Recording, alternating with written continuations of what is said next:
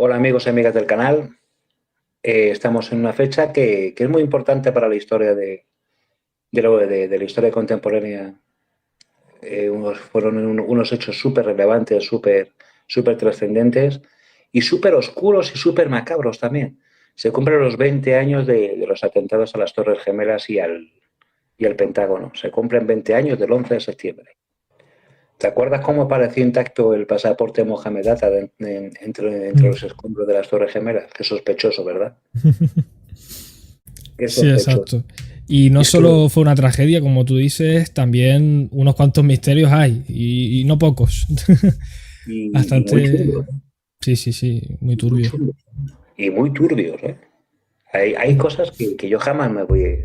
Vamos a ver, ninguna estructura de acero se derrite a la temperatura de un incendio normal.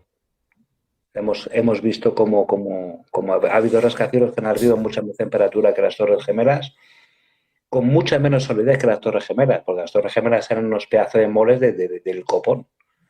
Y no les ha ocurrido absolutamente nada, no se han caído. Fíjate, el Windsor, aquí las temperaturas del Windsor fueron muy superiores a las de las Torres Gemelas. El humo de las Torres Gemelas era negro, era oscuro. Entonces, era un fuego sin oxígeno, no había temperatura para. No, la temperatura que se. No se daban las condiciones. Y luego es que el acero no revienta esas temperaturas. Para empezar a fundir el acero, como vimos en las Torres Gemelas, te tienes que ir a más de 1600 grados de temperatura.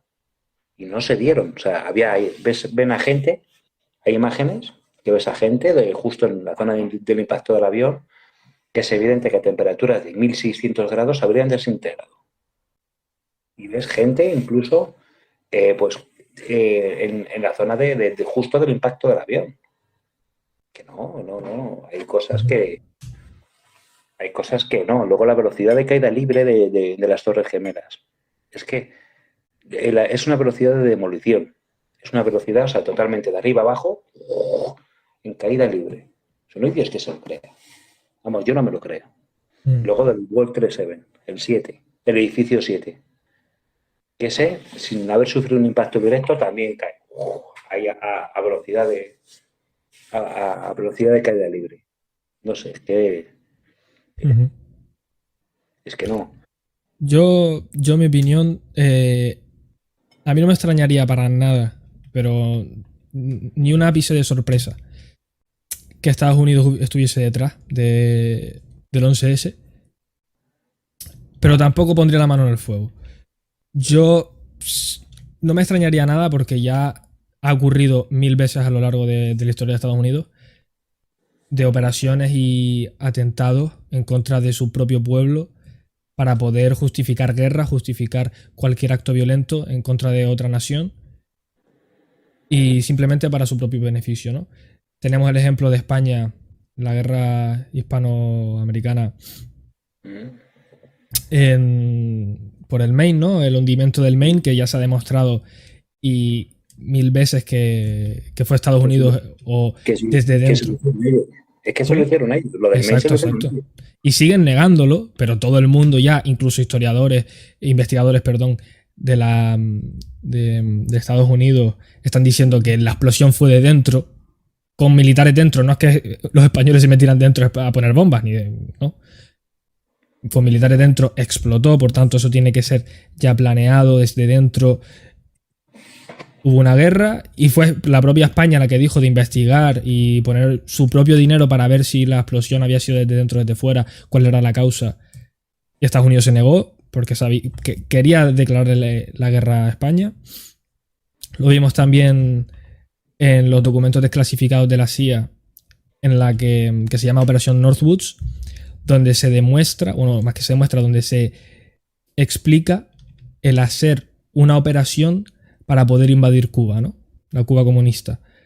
Esta operación se le propuso a Kennedy y se puede buscar en internet, Operación Northwoods, y se expresa perfectamente que se propuso el hacer atentados en territorio estadounidense, con muertos incluidos, bombas y demás, para poder culpar a Cuba e invadirla.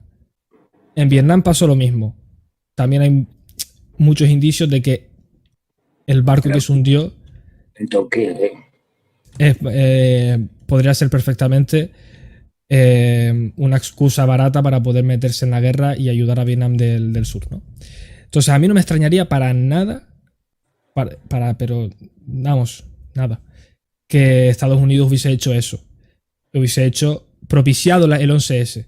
Pero más que el hecho de contener ellos mismos, dirigir los aviones y demás, hacer la vista gorda. Saber que Bin Laden tenía planeado eso y no solo hacer la vista gorda, permitirle y no parar esos atentados, sino que encima, para que hayan fuegos artificiales, digamos, poner bombas dentro de las Torres Gemelas. No me extrañaría para nada. Tampoco pongo la mano en el fuego porque no hay pruebas, lo cual es lógico, porque es en el propio territorio estadounidense. Si no quieren que no haya pruebas, no va a haber. Pero no me extrañaría para nada. A ver, el curro, tú imagínate la cantidad de horas de trabajo que han tenido que echar, porque a ver, hay relatos, fíjate, hay un portero, un conserje que estaba ahí trabajando en el World Trade Center, que relata perfectamente, o sea, cómo escucha las explosiones, ¿no? Pues, las cocinas eran de gas, o sea, no eran de gas, las cocinas eran eléctricas, o sea, se escuchan explosiones, se escuchan un montón de cosas. Las vigas a 45 grados se ven perfectamente, o sea, cómo hay cortes a 45 grados. El ángulo a 45 grados no es natural, no se da en la naturaleza. Un ángulo a 45 grados es siempre generado de forma artificial. Se puede dar esporádicamente, pero no en esas circunstancias. El metal no se parte a esas temperaturas, a las temperaturas del fuego. El metal resiste las temperaturas y mucho menos hay imágenes que se ve cómo se funde el metal. Y es que el metal a esas temperaturas no se funde. O sea, incluso estando el fuego vivo, como lo vimos aquí en el Windsor, que es ahora como una antorcha de 100 metros de alto, no vimos cómo se fundió el metal. Y la estructura del Windsor debía ser como un quinto de la de las Torres Gemelas, o mucho más, mucho menos resistente. La del Windsor eran 100 plantas. Era un bloque de ¿cuánto? De 100 metros, 120 metros. La de las Torres Gemelas son de 500. Oye, que es que la estructura para un edificio de 500, ¿qué sería? ¿De 10 veces más resistente? Luego, el avión. ¿Tú has visto cuando se estrelló un pato en un morro de un avión? Que acaba con un boquete aquí, acaba con un bollo enorme. Oye, no, que es que un avión, por muy rápido que vaya, no tiene la capacidad para penetrar en el acero. Se destruye, se revienta, acaba como un acordeón. No destruye el hormigón. Ni el hormigón de lo forjado, ni el acero, ni las vigas de acero que había allí. Imposible, eso no lo hizo. No lo hizo, imposible. Y luego del Pentágono. Es que lo del Pentágono es que, madre mía, es que lo del Pentágono es un insulto a la inteligencia. Es que supuestamente hay un avión que se estrella contra el Pentágono y no se carga ni un árbol. Tú fíjate la envergadura que tiene un avión. Y hay árboles justo delante de la zona de impacto y no se carga ni un árbol. No se lo, o sea, vamos a ver, hay un avión que va en ese tipo de vuelo rasante, vamos, deja la zona jardinada y deja los árboles que hay justo enfrente de la zona de impacto como un patatal. Como un patatal lo deja. Así, o sea, empieza a llevarse árboles, pero vamos, y acaban todos intactos. Y hay un agujero de 5 metros, o de 10 metros, que supuestamente es que se desintegró el avión contra ahí. No. El agujero que hubiera hecho un avión, si es verdad que la capacidad de penetración en el hormigón, que ya lo hemos hablado hace un momento, porque son de aluminio, o sea, son de papel contra el hormigón. O sea, la estructura de un avión. Yo sí he tocado una vez una estructura de un avión, la chapa, y la chapa es como la de una caravana. La textura que tiene, nada, es como de o sea, es súper blando. O sea, yo estoy seguro de que le hubiera metido un puñetazo y hubiera abollado la estructura. Sí, o sea, pero no, o sea, es una estructura concebida para otro tipo de fines. Pero desde luego, 5 metros, que es lo que supuestamente 5 o 10 metros de impacto, vamos, eso no se lo cree nadie. y mucho más los árboles. ¿Qué justificación habrá tenido el imperio para meterse en la guerra de Oriente Medio sin este suceso? No habrá tenido ninguna justificación, ninguna fórmula. ¿Con qué pretexto se hubiera entrado? No. No hubieran podido entrar con ningún pretexto. Es más, esta guerra no es el imperio realmente el que está dirigiendo los tentáculos de estos conflictos. Es una guerra de desgaste propia para vaciar las arcas del propio imperio a costa de todo tipo de contratos y de ventas de todo tipo. Por lo menos es así en mi opinión. Llevo siendo en mi opinión así mucho tiempo. No quieren ganar ningún conflicto. El único que generan es gasto y gasto y gasto y gasto y gasto y desgaste de la propia economía norteamericana, hasta el punto que se han cargado la capacidad del imperio. Se metieron en Irak sin terminar de ganar. Bueno, es que es la misma táctica que llevaron en Vietnam. En Vietnam, o sea, no se metieron todavía, o sea, no se metieron con todo su potencial. Pero es que en Afganistán, en Irak, ha sido mucho menos, o sea, ha sido una estrategia de no ganar mucho más pronunciada. O sea, ellos van allí a ocupar un territorio, no pacifican, no montan ningún tipo de infraestructura, no hacen nada ni positivo, o sea, no hacen nada positivo para el establecimiento de un sistema en la región que están ocupando. Desestabilizar la zona, empiezan a surgir aparatos de falso terrorismo y aparatos de falsa bandera por doquier en los sitios donde están. O sea, es una dinámica de desgaste de la propia economía estadounidense a costa de irse equipando, a costa de todo tipo de material, a costa de contratos privados de seguridad, a costa de todo este tipo de cosas, de llevarse los recursos, pero de no liquidar, de no ganar. De no ganar. Llegaba el Imperio Romano, conquistaba una región, ¡pum!, la pacificaba, hacía puentes, hacía calzadas y establecía una zona. Y dominaba esa zona. La zona que tiene la fórmula que está teniendo últimamente el imperio de dominar es simplemente de saqueo de su propia economía. Como diría Gustavo Bueno, imperio generador, imperio depredador. Estados Unidos es claramente lo que sería un imperio depredador, ¿no? Simplemente Sí, se dedica a expandirse, pero ni siquiera para adquirir territorio, para saquear el territorio de otro, ¿no? Que es a lo que se dedica Estados Unidos. sería un imperio depredador hasta la segunda mitad del siglo XX. Porque luego ha sido su propia oligarquía la que ha depredado las capacidades de la propia economía estadounidense. Su propia oligarquía. Porque realmente el imperio como tal no se ha beneficiado de ninguno de los conflictos. El imperio como tal, el poderío norteamericano como nación. Hablo del poderío norteamericano como nación. A ver, es evidente que en el siglo XIX, pues cuando esquilmaron a los indios, porque la verdad es que hay que hablar del genocidio indio y de la conquista del oeste, pues llegaban a las zonas y se comportaban como un imperio. En las dos guerras mundiales, pues establecieron unas bases y asentaron esas bases.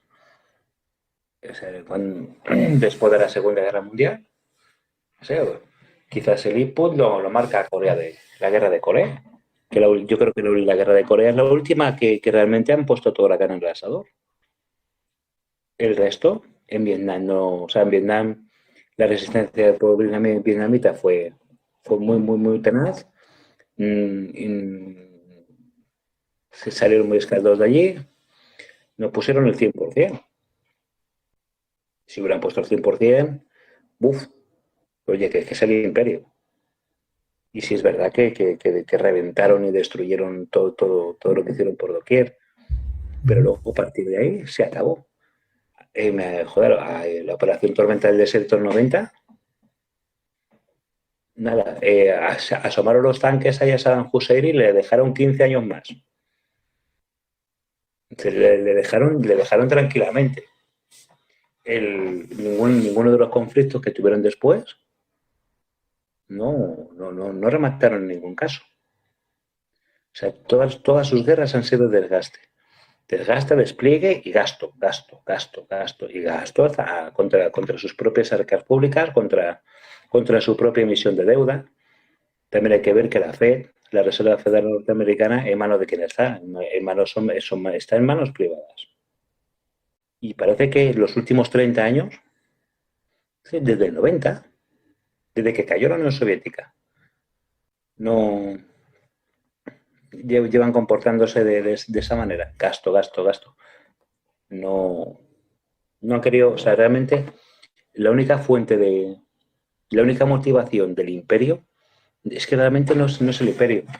Creo sinceramente que la oligarquía hay una oligarquía que está controlando el imperio y lo está saqueando. Totalmente, y una oligarquía, una parte de la oligarquía muy importante, ¿no? Que afecta totalmente al pueblo americano, ¿no? Es por ejemplo, el de la sanidad. La sanidad, el gobierno hace todo lo que pueda para beneficiar a unos pocos, que son los empresarios que son dueños de los seguros médicos de allí, que son todos privados, y son literalmente una mafia entera para prevenir cualquier tipo de sanidad pública y así poder saquear el dinero y sangrar al pueblo americano, ¿no? Y lo mismo con las empresas de armamentísticas. Dijo Alejandro de Cao de Venos una vez que la mayoría de los presidentes de Estados Unidos tienen una financiación detrás por parte de empresas armamentísticas brutal. Que por eso casi siempre que se mete un presidente que gana un presidente, a los días o semanas ya están bombardeando cualquier lado, ¿no? Y que por eso Trump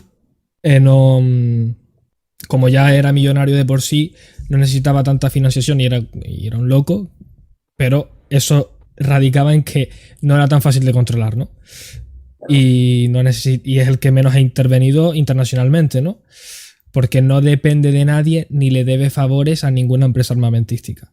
Mientras que Biden, lo primero que hizo nada más ser presidente, bombardear Siria, ¿no? Entonces, Estados Unidos es auténticamente una mafia lo que está gobernando Estados Unidos. Unos intereses ya son las empresas quienes están controlando el gobierno. No es un gobierno que regula empresas. Es que las empresas están metidas. No pueden regular. Es que es autorregularse a sí mismas. Entonces harán lo que sea para sacar recursos a un precio más barato, ir a cualquier territorio y lanzar las bombitas que hicieron, que si no se van a caducar, que eso se tiene que utilizar antes de una fecha, porque si no se echan a perder como la comida, pero ya no se pueden utilizar o son muy peligrosas para utilizarse. Y cuanto antes se utilicen, mejor. Es que eso que has dicho es que es muy importante. O sea, es que son las empresas las que están dirigiendo el gobierno de Estados Unidos. Entonces, a las empresas, a los capitales y más a los capitales financieros, que no son ni siquiera productivos. O sea, los capitales financieros lo que les interesa es el saqueo, el saqueo, el saqueo, el saqueo, el saqueo. Y llevan dominando la economía norteamericana, pues, o sea, llevarán muchos años. A ver, la Fed lleva siendo privada desde el 1914. Pero realmente, o sea, las riendas del imperio se les ve torcer, o sea, se ven, pues eso, cuando acaba la Guerra Fría.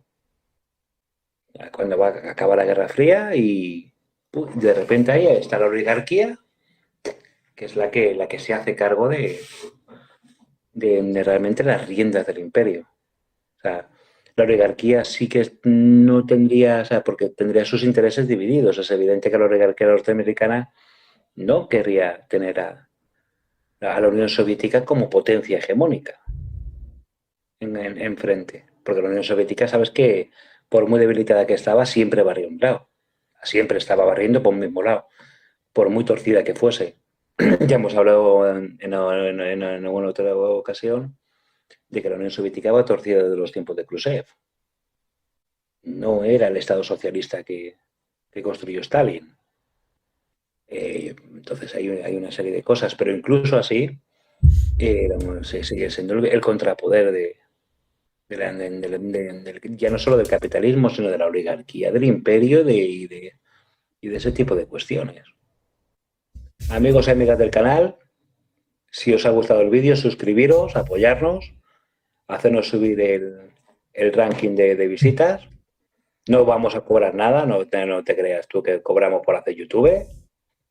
Queremos hacer dispersión de nuestras ideas comunistas y de seguir comiendo niños. Un saludo enorme. Un saludo, señores. Compañeros, niñes.